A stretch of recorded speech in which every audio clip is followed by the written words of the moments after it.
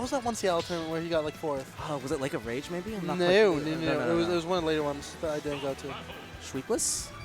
No. Oh, it was the one where Samuel got in. Oh, I think that was Sweepless in Seattle.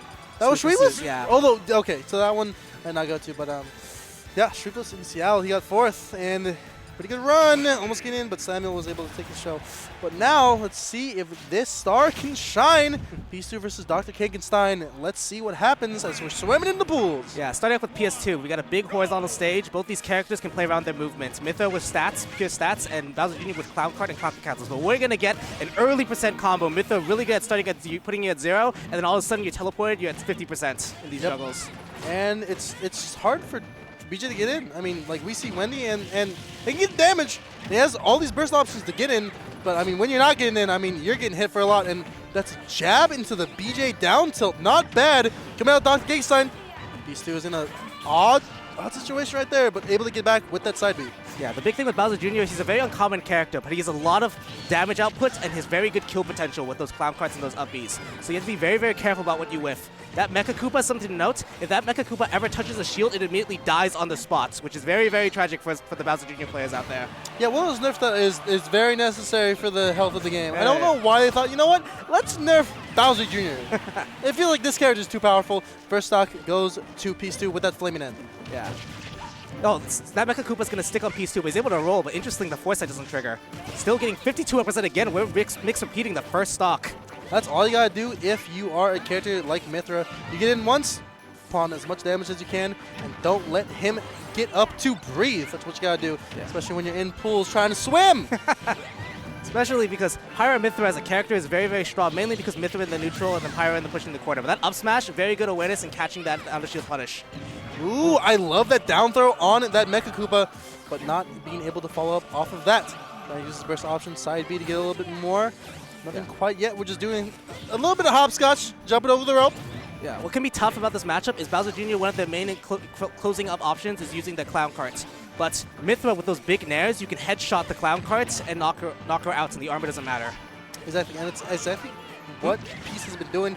Ooh, that up air, not going to kill quite just yet, but that big carts and the back air is not going to kill quite just yet, somehow at 130. It's really bad when I'm surprised when it doesn't kill at 130, because like, I feel like if something doesn't kill at 130, I should be like, okay, that makes sense, smash ultimate. But if it's that big old flaming sword, like, I see it kill at like 90. That's kind of scary.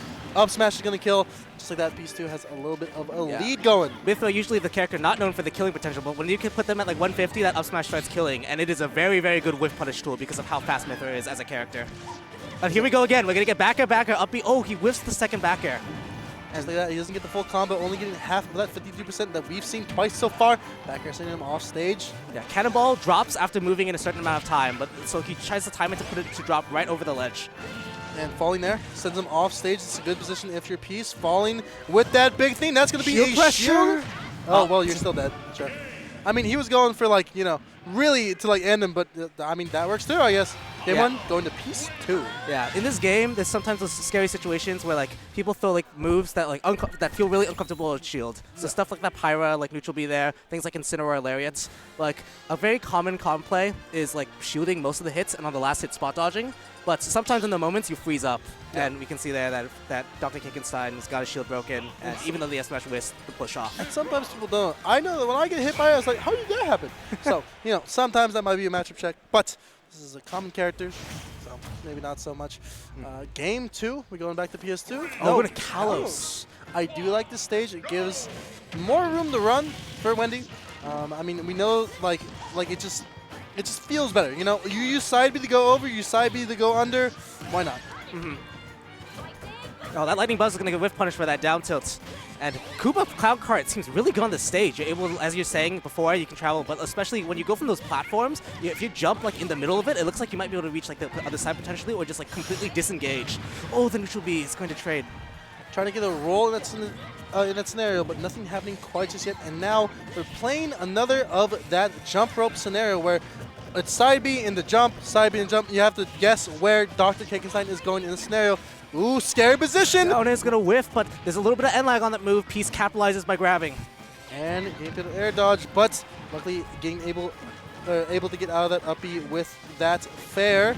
Ooh! Down air, up smash, up air is not going to kill. Kalos has very, very tall ceilings, so your moves will not kill as much vertically, which potentially Dr. Cakenstein may have picked the stage to help deal with the threats of down air, up smash, down air, up B.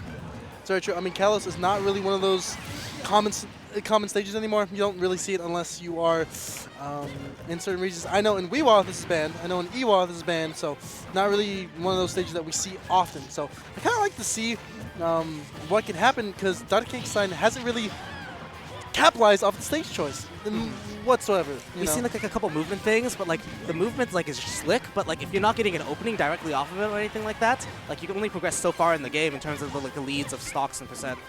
And honestly, like throwing out the Mecha Koopa, it's against a character that is as fast as Mythra. It doesn't seem like it's as fruitful because he can just get in and punish you for trying to set up any scenario that could lead in the Mecha Koopa kills. Yeah. And that's not that good if you are the BJ in this moment, but that F tilt is going to take that stock, and now we're tied up. Again, a little bit extra credit. You got to get a little more every Dr. Cakenstein, but the F smash is a way to do it. Foresight. We're going to hit that fair and fair. Now, here's the thing. When you're fighting Pyra, this platform, you can potentially, you have to mix going either higher into the platform or go to the ledge. If Peace calls it out, he can get a fair or a dare, and he gets that timing right.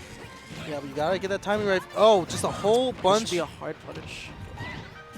Yeah, and then now we have this juggle situation going on. It's pretty hard for Bowser Jr. to land directly below you because he doesn't have very good tools for fighting back from above. And when you put yourself in these spots, you have that end lag when the up B ends. I love that way to just like kind of seeing, hey, maybe your DI is a little bit wrong if I just mix up my mash. Yeah. Now jumping back into him. Dr. Cakenstein has to be really careful. He's he tried to do a jab 1-2 step to get that Mecha Koopa. That was very interesting. But what Dr. Cakenstein has to be very, very aware of is these air dodges and how he fights out of the corner. Peace has been frame trapping and looking for these frame traps the entire game to get these big Pyra hits. When Dr. Cakenstein is trying to fight out of the corner, he's getting anti-aired by Bear on like the couple first stocks in the game and by Fair. And that's exactly how Peace has been maintaining his lead. Is because any time that like, by the way, BJ's does not have the best like disadvantage out of much like. Or out of many scenarios. So what do you do in that scenario is that you watch that and you do that. You take advantage of those bad options that Dr. Cakenstein has been throwing out with his BJ. Yeah, Peace seems so aware about which moves he can use doing these end lags. Catching that F smash on the jab and there, like recognizing at the time to do the up B on the end lag of Bowser Jr.'s up B. Oh, that get up attack is not going to be properly punished. Watch that shield. Or just get exploded.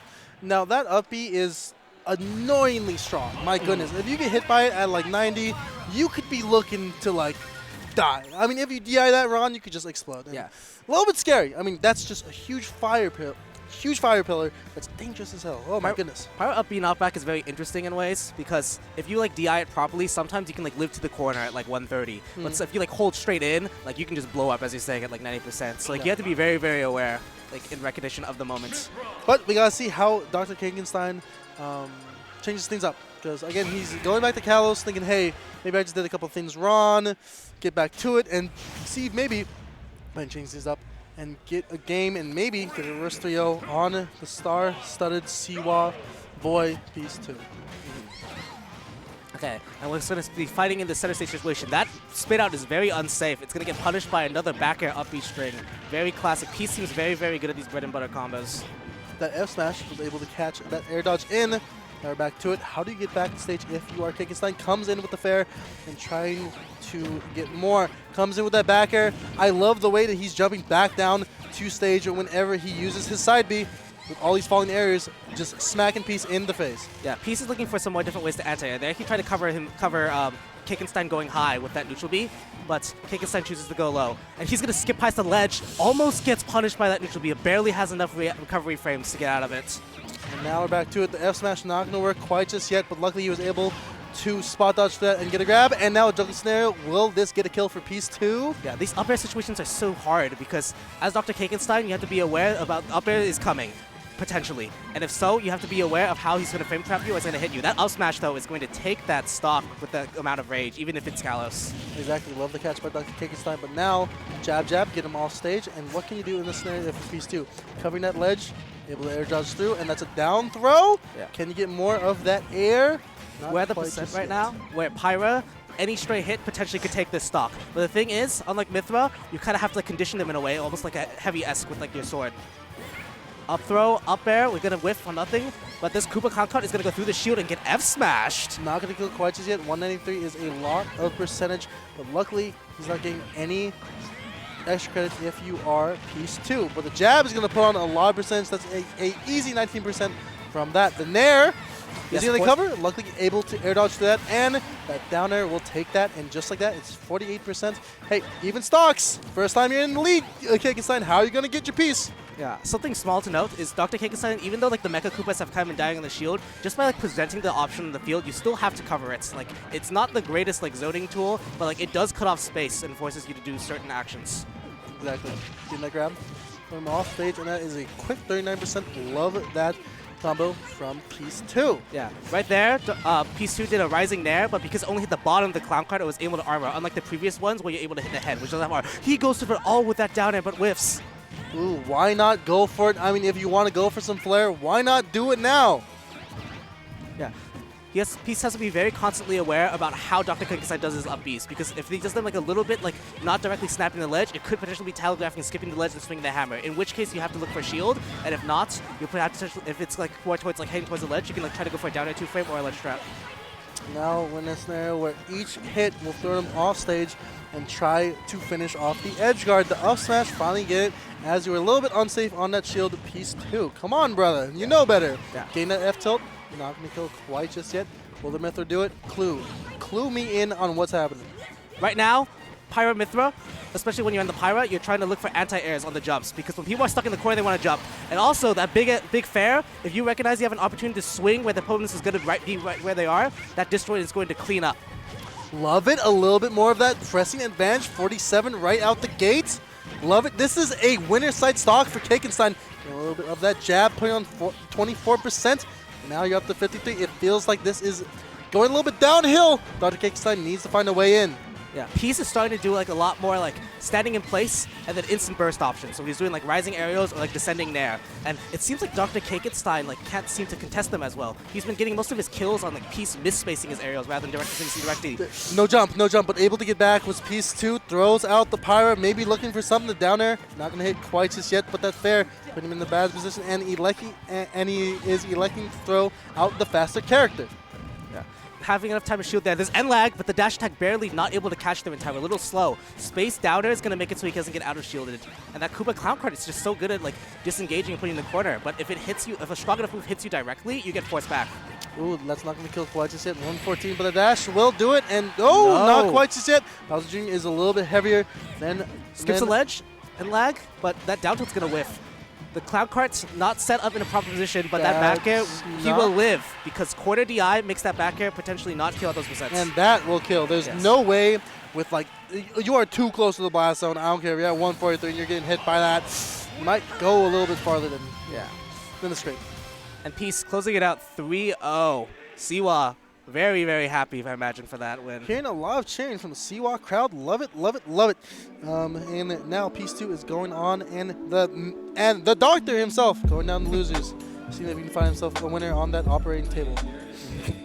Yeah. But now, I mean, like what I did like is like whenever piece 2 landed Dr. Cakenstein a little bit painfully and not like the best, he always got hit with a down smash, and he never really like cared. I mean, he was always up for it, and even if so, he got hit. Well, I mean, guess what? It still worked. Who cares if I like lost stock? I would rather just space it better next time. Yeah.